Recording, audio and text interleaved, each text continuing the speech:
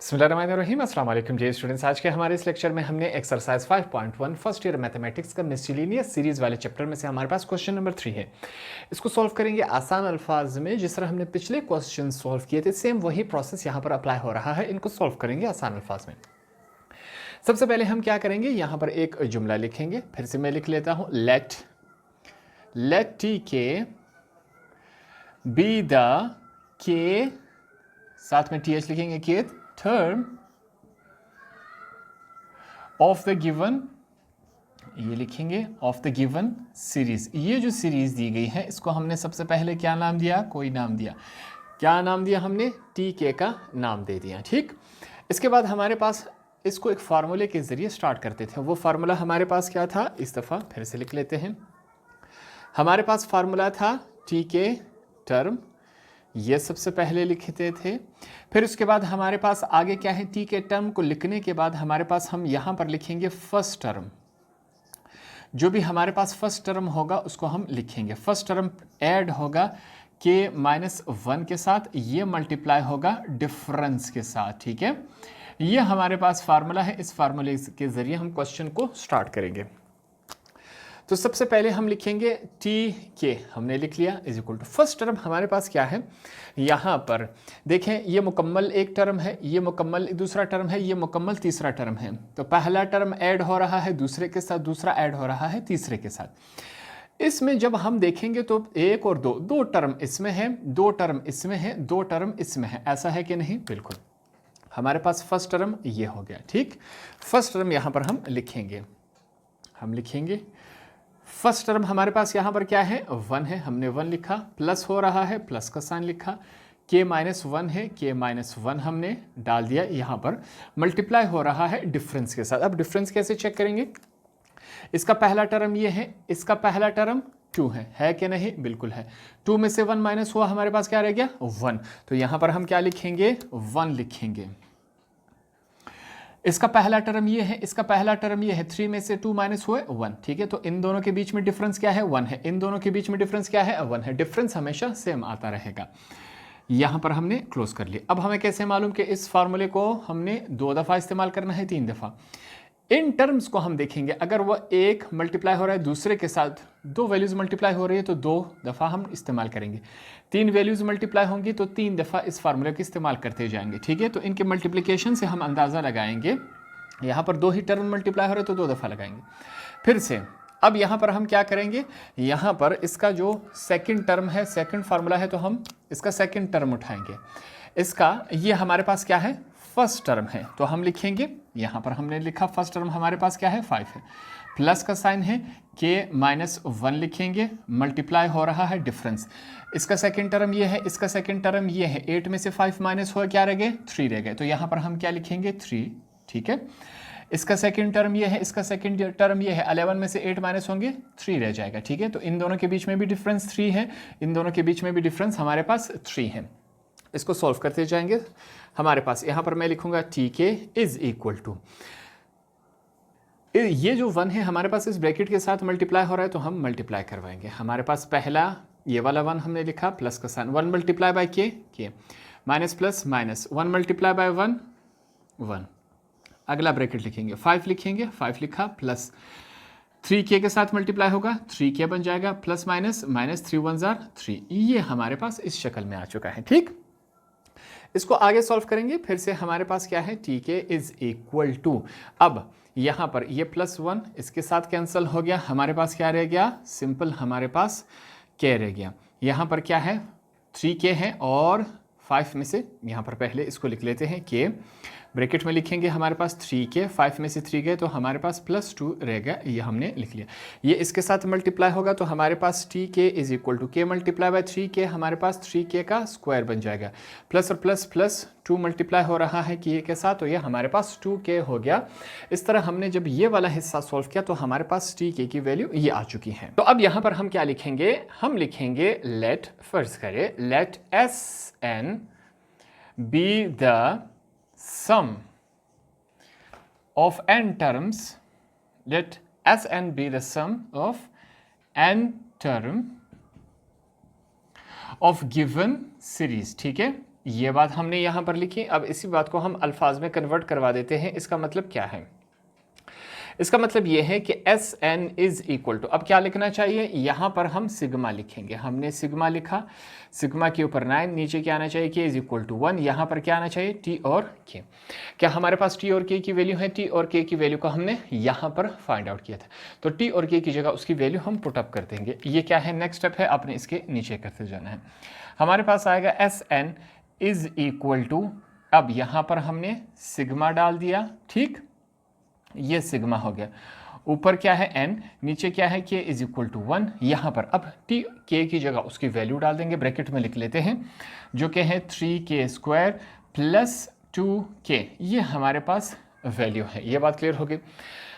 ये जो सिग्मा है, ये सिग्मा, ये 3k² का भी है, 2k का भी है। इसका मतलब क्या है? ये दोनों का है। हम अलग अलग भी लिख सकते हैं, बिल्कुल लिख सकते हैं। तो यहाँ पर हम अलग अलग लिखने की कोशिश करते हैं कि ये किस फॉर्म में आएगा।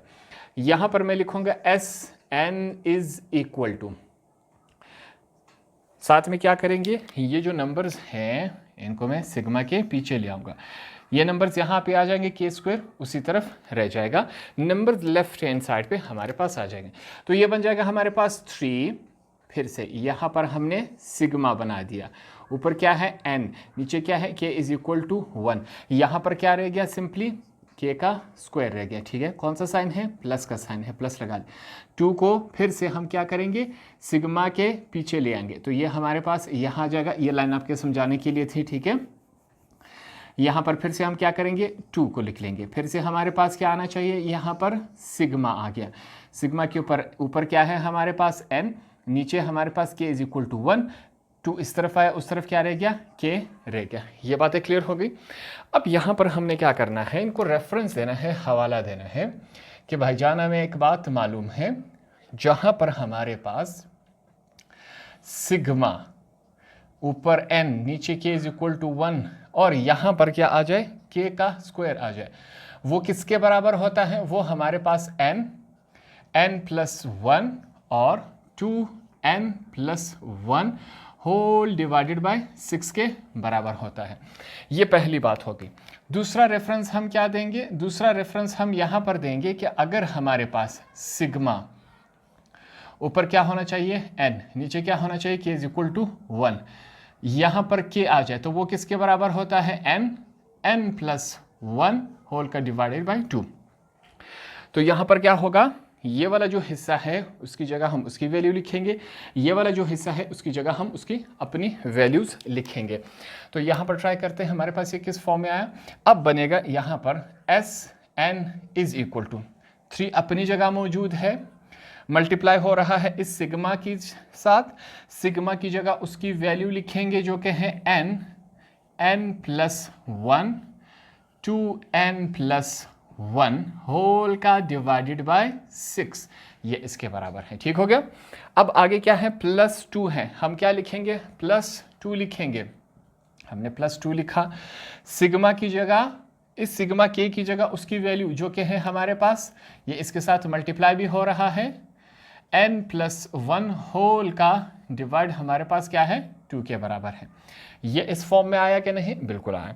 अब यहाँ पर इसको स्टेप बाय स्टेप सॉल्व करते जाएंगे। यहाँ पर पहला काम क्या हुआ? हमारे पास कुछ कैंसिलेशन हो रही है, ये इसके साथ कैंसिल हो गया। यहाँ पर 3 1s are 3, 3 2s are 6।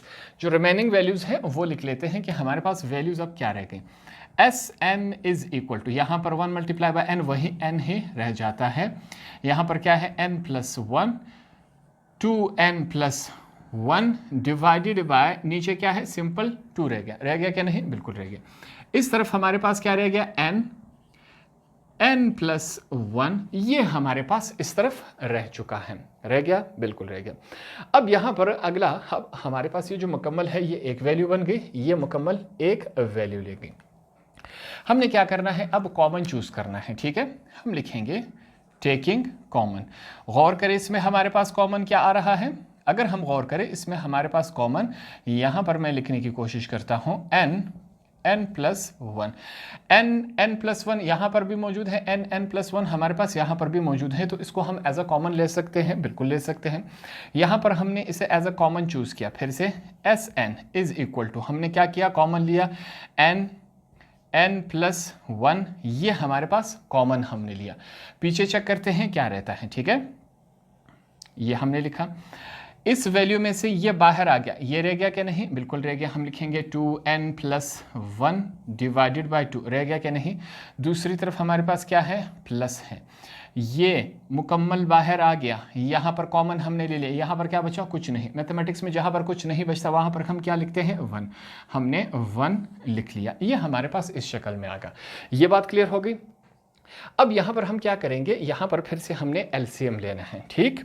Side में हम रेफरेंस देंगे, टेकिंग एलसीएम, हमने एलसीएम लेना है। कैसे एलसीएम लेंगे, 1 के नीचे कुछ नहीं, हम क्या समझेंगे, 1 है, ये आपके समझाने के लिए है। 2 और 1 का अब हमने क्या लेना है, एलसीएम लेना है। यहाँ पर एलसीएम लेंगे, SN =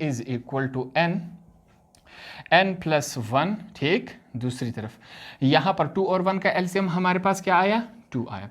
2 का टेबल कहाँ तक बढ़े कि 2 आ जाए, 1 तक पढ़ेंगे। ऊपर पहले से क्या मौजूद है, 2n+1, कौन सा साइन है, प्लस का साइन है। 1 का टेबल कहाँ तक पढ़े कि 2 आ जाए, 2 तक पढ़ेंगे। पहले से क्या मौजूद है, 1 मौजूद है क्या नहीं, इसको सॉल्व करते जाएंगे। ये बात क्लियर हो गई, आसान से स्टेप है। SN = फिर से n+1, ये हमने लिखा। 1 इस ब्रैकेट के साथ मल्टीप्लाई होगा, क्या होगा, वही वैल्यू आएगी, 2n+1 आए, प्लस 2 × 1 हमारे पास 2 होता है, नीचे क्या है, 2 है। ये हमारे पास इस शक्ल में।